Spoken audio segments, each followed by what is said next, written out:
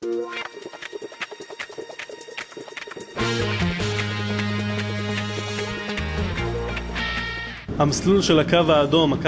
route of the Red Line, the first line of the Jerusalem Light Rail, the first light rail in Israel, starts from Pisgat Ze'ev in the north through Shuafat, Highway 1, Yafo Street, goes up the Quartz Bridge, and through Herzl Boulevard, reaches Mount Herzl.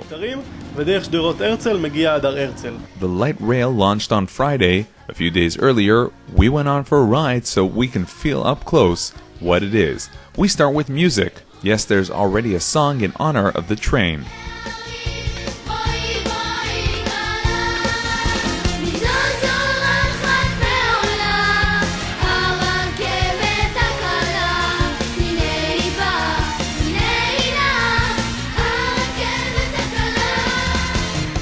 Hanan Evital and the Pirchei Yerushalayim Boys Choir have already jumped on the bandwagon and released this song. It's a recognition that the light rail is already here.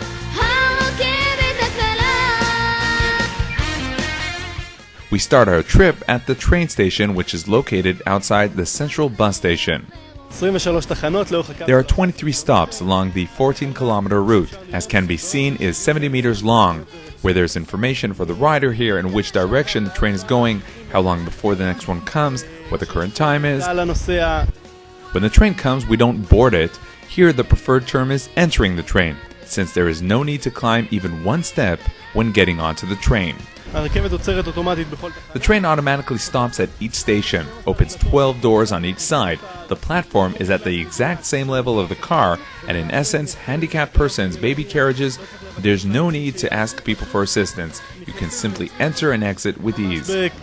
Many people like to talk with the driver of the bus, but on the light rail there will be less communication with the driver, which improves safety during the trip. The role of the driver, as far as we are concerned, is just to drive. Here, the driver concentrates on driving. He must concentrate on driving for security reasons, and he barely deals with the customers. So how about the shout that we're used to hearing, "Driver, open the back door"?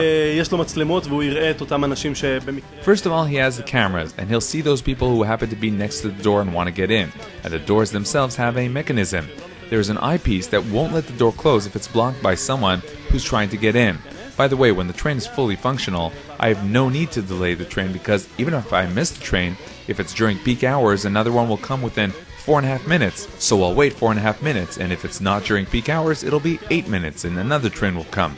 So the frequency here is much higher, and therefore I don't have any reason to run after the train. So how do we pay if the driver is not the one who punches our pass, looks for a change, and looks in the rear view mirror all at once? The rider buys his ticket at the station. If he has the Rav-Kav, he can load it with whatever he wants to use. I enter the train, and at each door there's a validation machine, as we can see here. Besides the innovative design, the convenience, and even the strongest air conditioning, what are the advantages of the light rail? The light rail can fit 500 people in each train. If we talk about full operation with priority at the traffic lights, a frequency of 4.5 minutes during peak hours, the numbers are incomprehensible today in terms of transportation in Jerusalem. What does priority at the traffic lights mean?